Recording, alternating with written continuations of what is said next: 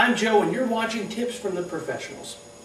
In this episode we're going to talk about two of the first steps you'll need to get out on that golf course and succeed. Grip, and then we're going to talk about posture and alignment. A lot of people when they first step out on that golf course, they like to use whatever grip comes comfortable. And for a lot of them that is a baseball grip. A baseball grip is not the correct way, and it's actually going to cause you a lot of problems in the long run. It may be comfortable, but it's the incorrect way. I'll show you the correct way, so when you go out on that golf course, you will succeed. Think of a grip like a foundation of a house. If it's not done correctly, we're going to have problems forever, and it's going to be really tough to get it fixed. Now, the first thing we're going to do, because I'm a right-handed golfer, all my commands are going to be for right-handed golfers only.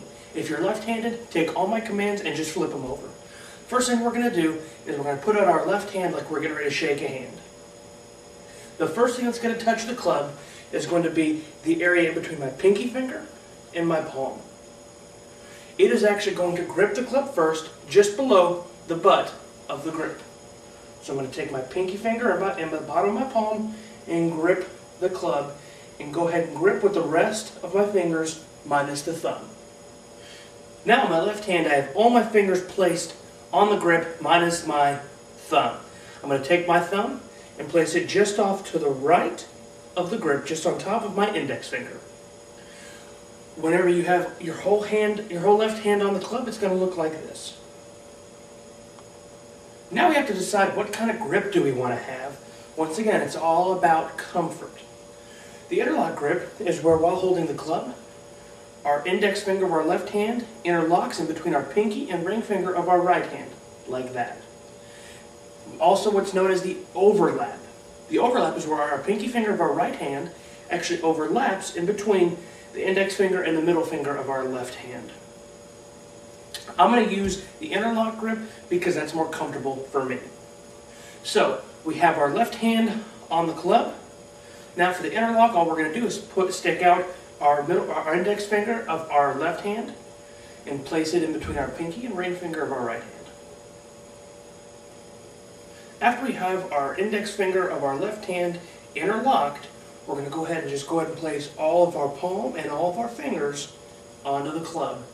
We're going to place our right thumb just off to the left of the grip, on top of our index finger. When done correctly, there should be a V made from the thumb and the index finger of our right hand and of the same on our left hand. They both should be pointed at my right shoulder.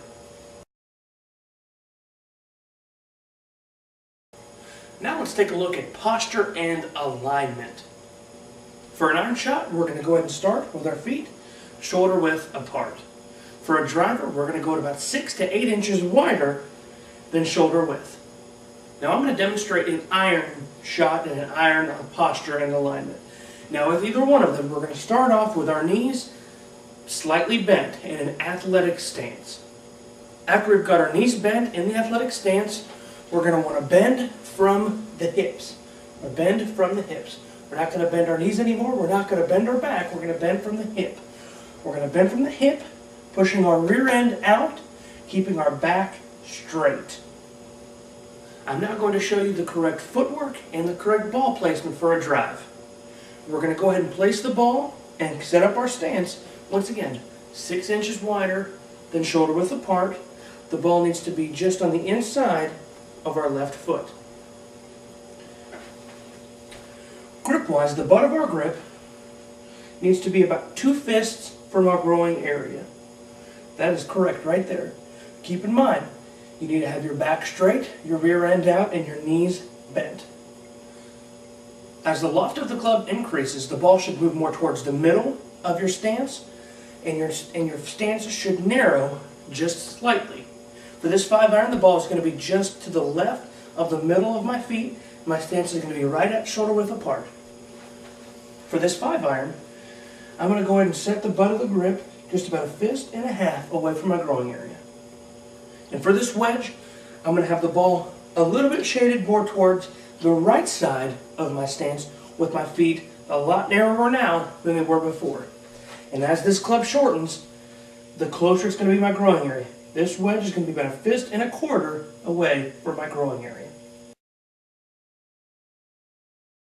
It's important to remember that when you're holding that golf club, no matter if it's a driver or a wedge, you need to make sure your grip is light, and in your posture, make sure you're very loose. You don't want to be very stiff. You want to make sure you're loose so your body can sway and coil correctly. Tune into the rest of the episodes as I'm going to help you become a better golfer.